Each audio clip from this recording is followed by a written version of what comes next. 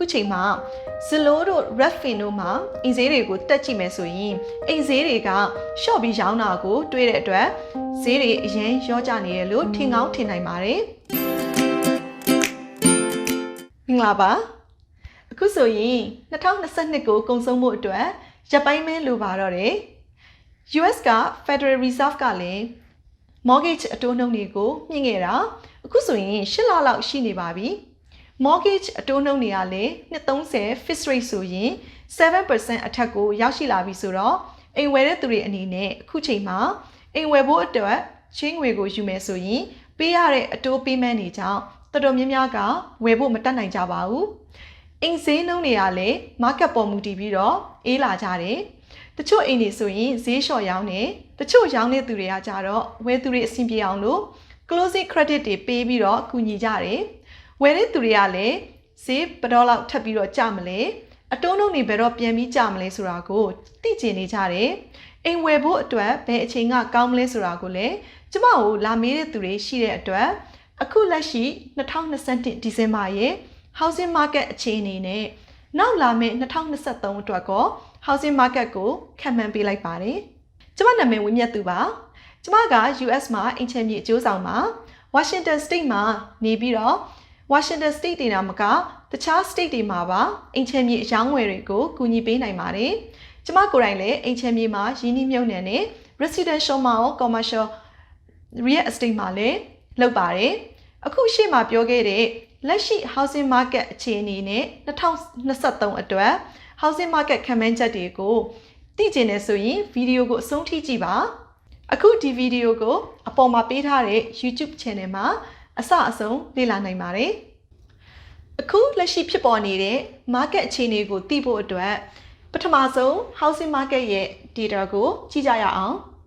National Association of Realtor ရဲ့ data အရဆိုရင်တနိုင်ငံလုံးအတိုင်းအတာနဲ့အိမ်ဈေးနှုန်းက8လပိုင်းကနေမှအခု17လပိုင်း2022အထိမှာ median sale price က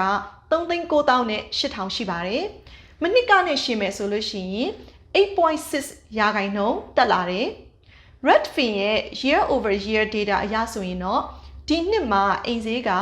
5% ဝန်းကျင်ဈေးတက်ပါတယ်။သူတို့ရဲ့ data sample တွေကမတူတဲ့အတွက်အနည်းငယ်ကွာခြားနိုင်ပေမဲ့ကျမတို့အနေနဲ့သိရမှာက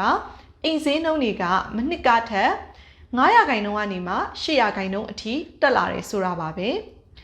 အခုဒီဈေးတက်နှုန်းကကိုဗစ်မတိုင်ခင်နှုန်းကနဲ့သိပ်မကွာတာကိုလည်းတွေ့ရတယ်2019ရဲ့ဒီ same quarter third quarter မှာ Redfin data က4 to 5% ဈေးတက်လာတယ်ဆိုတော့အခု2022နဲ့ကအတူတူလောက်ပဲကျန်ခဲ့တဲ့နှစ်နှစ်2020နဲ့2021မှာကြတော့ဒီအချိန်မှာအင်ဈေးနှုန်းတွေက double digit အနေနဲ့ 13% ကနေ 14% အထိတက်ခဲ့တဲ့အတွက်ဈေးတက်တဲ့နှုန်းကတော့တော်တော်လေးနည်းသွားတယ်။ဒါပေမဲ့ဈေးတွေကျနေတာမဟုတ်ဘူးနော်။အခုကျမအရှေ့ကပြောခဲ့တဲ့ data ကတနိုင်ငံလုံးအတိုင်းအတာနဲ့ပါ။အဲ့ဒါကိုသေချာမလေ့လာထားတဲ့လူတစ်ယောက်ကအခုချိန်မှာZillow တို့ Redfin တို့မှာအင်ဈေးတွေကိုတက်ကြည့်မယ်ဆိုရင်အင်ဈေးတွေကရှော့ပြီးရောင်းတာကိုတွေ့တဲ့အတွက်ဈေးတွေအရင်ရောကြနေရလို့ထင်ကောင်းထင်နိုင်ပါတယ်အခုလိုမျိုးဈေးလျှော့နေရတာကအိမ်ရောင်းတဲ့သူတွေကသူတို့အရင်တုန်းကသူတို့ပတ်ဝန်းကျင်တခြားအိမ်တွေရောင်းတဲ့အချိန်မှာလေလံသဘောမျိုးနဲ့ဈေးတွေအများကြီးပို့ပေးခဲ့တုန်းကဈေးတွေအတိုင်းပဲသူတို့လည်းရနိုင်မလားဆိုပြီးတော့ market ပေါ်မှာတင်ပြီးရောင်းနေအခုလိုမျိုးဝယ်တဲ့သူတွေရှားတော့သူတို့ထင်ကြေးနဲ့ဈေးတင်ရောင်းတာတွေကိုပြန်လျှော့ရတဲ့သဘောပါနောက်တစ်ပိုင်းကကြတော့အိမ်ဈေးနှုန်းတွေကဒီ second quarter 2021ကနေဒီ second quarter 2022အထိကြားထဲမှာဈေးကတောက်လျှောက်တက်ခဲ့တယ်ဈေးပြန်ကျတာက2022ဇွန်လလောက်ကမှစပြီးတော့အတိုးတွေအရင်တက်သွားတဲ့အတွက်နည်းနည်းချင်းစီပြန်ကျလာပြီမယ်ကြားတဲ့ပမာဏက month to month ကြည့်မယ်ဆိုလို့ရှိရင်0.7% 1% စရှိသဖြင့်တစ်လချင်းစီမှာနည်းနည်းချင်းစီပဲကျလာတာအဲ့တော့တစ်နှစ်ပတ်လုံးကိုခြုံပြီးကြည့်မယ်ဆိုလို့ရှိရင်တက်ခဲ့တာပိုများတဲ့အတွက်ကျမတို့က 5% 6% အထိဈေးတွေက year over year နဲ့တက်နေရလို့ပြောလို့ရသေးတာပါနောက်ပြီးတော့အခုကျမပြောတဲ့ဒီ median home price ဆိုတာကလည်းတနိုင်ငံလုံးဖြန်းမြအနေနဲ့ပြောတာအိမ်ချမ်းမြေဆိုတာကနေရာဒေသပေါ်မူတည်တယ် market မတူလို့ရှင်လဲဈေးနှုန်းအတက်အကျတွေ supply နဲ့ demand တွေကလည်းကွာခြားတတ်တာကိုသတိပြုဖို့လိုပါတယ် National Association of Realtor ရဲ့ Chief Economist Lawrence Yun ကတော့အခုလိုမျိုးဈေးတွေတက်နေတာကအတိုးနှုန်းများနေတဲ့အတွက်ကြောင့်လို့ဖြစ်ပြီးတော့ဒီအတိုးနှုန်းကိုပြန်မကျခင်အထိကတော့ဈေးကွက်ကဒီအတိုင်းပဲဆက်လက်ပြီးရှိနေမယ်လို့ခန့်မှန်းထားပါတယ်ဒီနှစ်မှာအတိုးနှုန်းတွေအရန်တက်လာတဲ့အတွက်အိမ်တစ်လုံးဝယ်ဖို့ကို median income 88,000 လောက်ရှိဖို့လိုလာပါတယ်။ COVID မတိုင်ခင်တုန်းကဆိုလို့ရှင်တော့ဝင်ငွေတစ်နှစ်ဝင်ငွေစုစုပေါင်း4,000ရှိတယ်ဆိုရင်အိမ်ဝယ်နိုင်ပြီမယ်။အခုဆိုရင်အဲ့ဒီထက်2ဆလောက်ရှိမှပဲအိမ်ကိုဝယ်နိုင်တော့မှာဖြစ်ပါတယ်။ US မှာရှိတဲ့အဓိက regions တွေအားလုံးထဲမှာ single family existing home တွေကိုအယောင်အသက်ဆုံးကတော့တောင်ဘက်ပိုင်းက state တွေမှာပါအဲ့ဘက်မှာပို့ပြီးတော့အယောင်ဝယ်သွက်တယ်44%အထိရှိတယ်သူ့ရဲ့ year over year ဈေးနှုန်းတွေတက်လာတာကိုလည်းကြည့်မယ်ဆိုလို့ရှိရင် 11.9% အထိအခုဒီတတိယကွာတာမှာရှိပါတယ်တခြား state တွေမှာဆိုလို့ရှိရင်တော့ဒီ north east ဘက်မှာဆိုရင် 8.2%ဒီအနောက်ဘက်က west ဘက်မှာဆိုရင် 7.4% နဲ့ပြီးရင်Midwest ဘက်မှာဆိုရင်တော့ 6.6% အထိရှိတာကိုတွေ့ရပါတယ်ဒီနှစ် US မှာဈေးနှုန်းတက်တာအမြန်ဆုံး market 10ခုရှိပါတယ်အဲ့ဒီ market တွေမှာဆိုလို့ရှိရင်တော့ year over year price increase ဖြစ်တာက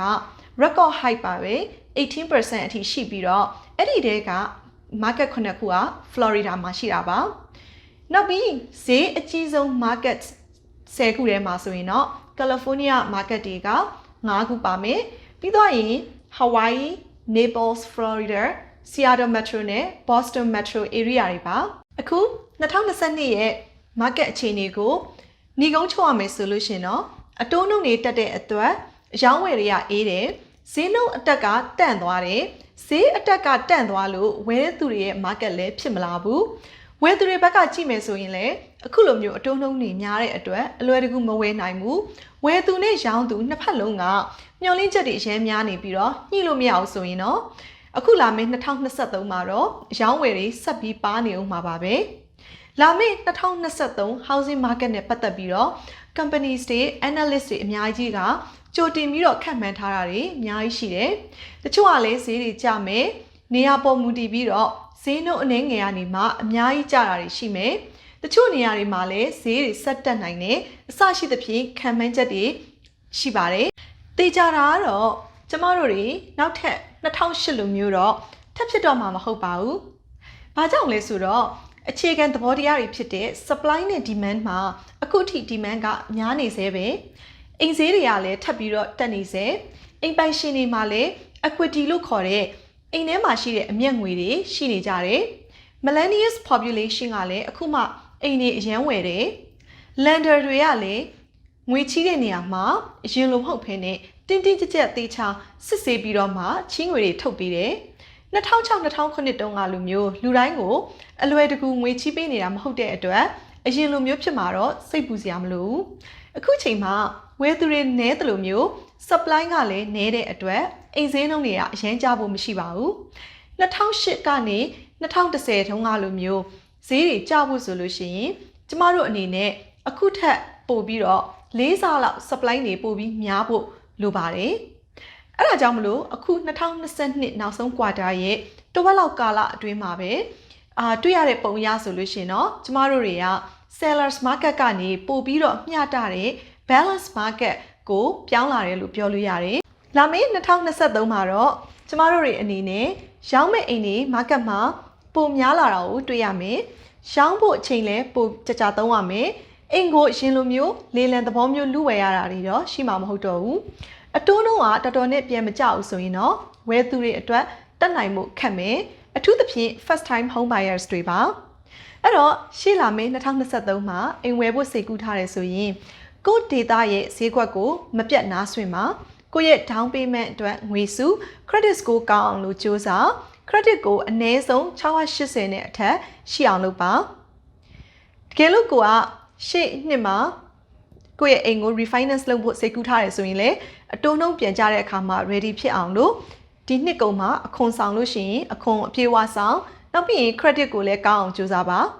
ကျမက US မှာအင်ချင်မြေအကျိုးဆောင်ကုမ္ပဏီကိုဖွင့်ထားပါတယ်။ US ကဘယ်နေရာမှာပဲဖြစ်ဖြစ်အိမ်ဝယ်ချင်ရင်ကူညီပေးလို့ရပါတယ်။ကျမတို့ရဲ့ real estate team ကတနိုင်ငံလုံးမှာရှိတဲ့အတွက်ဘယ်နေရာမှာပဲဖြစ်ဖြစ်ကူညီပေးပါတယ်။ commercial real estate တွေ apartments တွေမှာရင်းနှီးမြှုပ်နှံဖို့စိတ်ဝင်စားရဆိုရင်လည်းကျမကိုဆက်သွယ်လို့ရပါတယ်။ဒီဗီဒီယိုကိုအဆုံးထိအောင်ကြည့်တဲ့အတွက်အားလုံးကျေးဇူးအများကြီးတင်ပါတယ်။